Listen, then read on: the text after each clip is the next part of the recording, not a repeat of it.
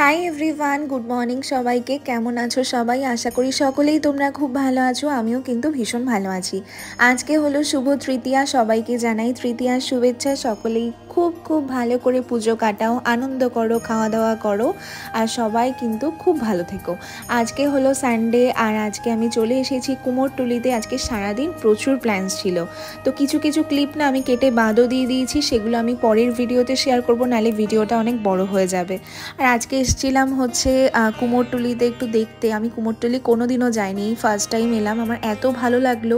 ওখানে শিল্পীদের সাথেও কথা বলছিলাম, ওনারা বলছিল যে ওনাদের নাকি সেরকম একটা দাম দেয়া হয় না। তো সত্যি এই কথাটা শুনে না আমার ভীষণই খারাপ লাগলো, কারণ ওনারা সারা বছর এত এফর্টস দেয় একটা কাজের পেছনে, মানে এতগুলো ঠাকুর তৈরি করা তো মুখের কথা না, কিন্তু সেই আন্দাজে কিন্তু ওনারা দাম পায় না। সত্যি এই কথাটা শুনে আমার ভীষণই খুব খারাপ লাগছিল ওনারা যখন বলছিল।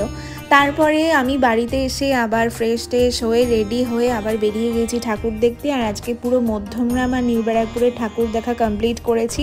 এখানে সব প্যান্ডেলের ভিডিও তোমাদের সাথে আমি শেয়ার করিনি, কারণ সব ভিডিও ছবি আমি করিনি, মানে ছবি তুলেছি, সব ভিডিও করিনি। আর যেগুলো খুব খুব সুন্দর হয়েছে সবগুলোই খুবই সুন্দর হয়েছে, যেগুলো ভীষণ মানে বড় করে আর কি করেছে সেই ভিডিওগুলোই আমি ক্যাপচার করেছি। আর এখানে একটা প্যান্ডেলে এসেছি, এটা হলো নিউ ব্যারাকপুরে। এত সুন্দর করেছে, আর এই ছোটো যেই দুর্গা ঠাকুরটাকে বানিয়েছি কি অদ্ভুত রকমের সুন্দর করেছে। আর এই যে বাঙালিদের এই দুর্গাপুজো সারা বছর আমরা অপেক্ষা করে থাকি এই মায়ের অদ্ভুত রকমের মিষ্টি মুখটা দেখবো বলে। আর প্রত্যেকটা রাস্তায় যেতে যেতে এখানে প্যান্ডেল ওখানে প্যান্ডেল, এখনও সব জায়গায় মা এসে পারেননি। তো ভীষণই ভালো লাগছিল জানো। তার এটা হচ্ছে আমাদের মধ্যমগ্রামে, আমার বাড়ি থেকে একটু এগিয়ে এই প্যান্ডেলটা ভীষণ সুন্দর করে প্রত্যেক বাড়ি, কিন্তু এই বছর যেন একটা অদ্ভুত রকমের সুন্দর করেছে। তোমরা জাস্ট দেখো কি অপরূপ সুন্দর সাজিয়েছে।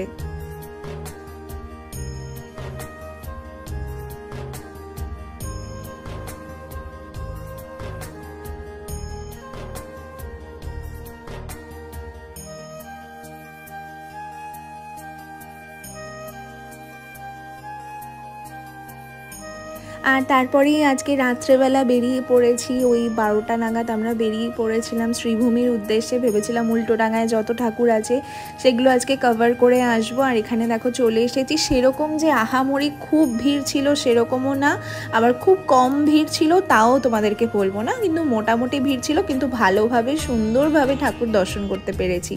আর এই রাত্রেবেলা আবার চলে এসেছি, পুরো রাতটা আজকে পুরো উল্টোডাঙার সমস্ত ঠাকুর কভার করেছি যতগুলো হয় আর কি। সবথেকে বড় এই শ্রীভূমিটাই আর কি এখানে আছে।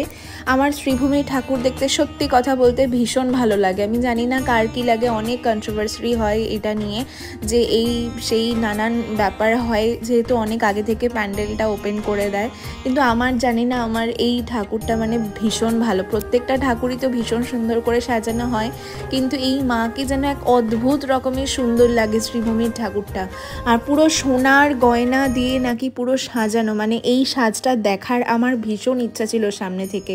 আর এই যে লাইনটা, এটা খুব কিন্তু বেশি একটা লাইন ছিল না, জাস্ট প্যান্ডেলের সামনেই একটুখানি ভিড় ছিল। আর সেরকম নালে কিন্তু আহামরি কিছু ভিড় ছিল না। আমাদের কাছে পাসও ছিল, বাট পাস দেখাতেও হয়নি, বললো যে সেরকম খুব একটা আহামরি ভিড় নেই। ভিড় স্টার্ট হবে মানে পঞ্চমী ষষ্ঠী থেকে মারাত্মক ভিড় হবে, তো এই জন্য আজকে গিয়েই কভার করে এসেছি। আর আজকে রাত 12টাও হয়ে গেছে, চতুর্থীও পড়ে গেছে, তো সবাইকে শুভ চতুর্থীর অনেক অনেক শুভেচ্ছা।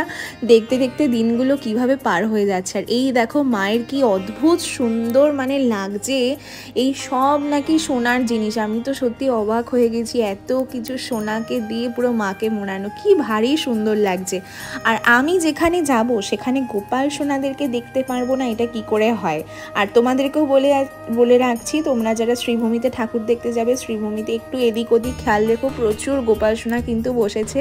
আর প্রথমেই আমি যাদেরকে দর্শন করেছি এই মার্বেল ডাস্টের এই গোপালগুলো, আর এগুলোর মানে বেশ ভালোই লাগছিল। আর আমার সেরকম মার্বেল ডাস্টের অতটাও বেশি পছন্দ না, বাট আমি একটু দাম জিজ্ঞেস করছিলাম, বাট দাম কিন্তু খুব হাই রেটেডই ছিল।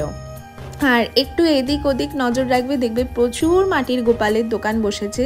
আর সত্যি গোপাল সোনার যে কী লীলা, আমি যেখানেই যাব সেখানেই দেখি গোপাল সোনারা দর্শন দেবেই দেবে। জানি না এই গোপালের সাথে আমার কি কানেকশান, আমার এত ভালো লাগছিল দেখে। আর তোমরা তো জানো এগুলো দেখলে আমি একটু পাগল পাগল হয়ে যাই। আর এই গোপাল সোনাকে কিন্তু আমি নিয়েছি এই দিদার কাছ থেকে। এই দিদাকে আমার ভীষণ ভীষণ ভালো লাগলো। উনি এই বয়সেও এতটা স্ট্রাগল করছে, এতটা কষ্ট করছে, এরকম মাটিতে বসে সেল করছে। উনি যা প্রাইস বলেছে আমি সেই প্রাইস দিয়েই নিয়েছি, আমি 1 টাকা কমও করতে বলিনি, কারণ এই বয়সে এসে এতটাও কষ্ট করছে। আর মাটির গোপালের তো এমন কিছু হিউজ একটা লাভ তো থাকে না, কারণ এত দূর থেকে নিয়ে আসে। তবু অনেক মানুষ আছে অনেক বেশি বেশি দাম নেয়, বাট এই দিদাকে তোমরা দেখতে পেলে প্লিজ কিছু অল্প নিও। তাই জন্য ওনার ভিডিও ক্লিপটা আমি ওনাকে জিজ্ঞেস করেই তুলেছি। সচরাচর আমার ভিডিওতে আমি কাউকে খুব একটা দেখাতে পছন্দ করি না, না জিজ্ঞেস করে। আর এই গোপু সোনাকেও কিন্তু আমি নিয়েছি, সাথে একটা গণেশও নিয়েছি। গণেশটার ভিডিওটা এখানে নেই, ওটা আমি করতে ভুলে গেছিলাম। আর এই দোকানটাও কিন্তু ভীষণ বড়, আর শ্রীভূমি থেকে একটু এগিয়েই তোমরা এই দোকানটা দেখতে পারবে, কিন্তু এই দোকানের দাম কিন্তু অত্যাধিক বেশি। তো আজকের ভিডিওটা বন্ধুরা এইটুখানি, কেমন লাগলো অবশ্যই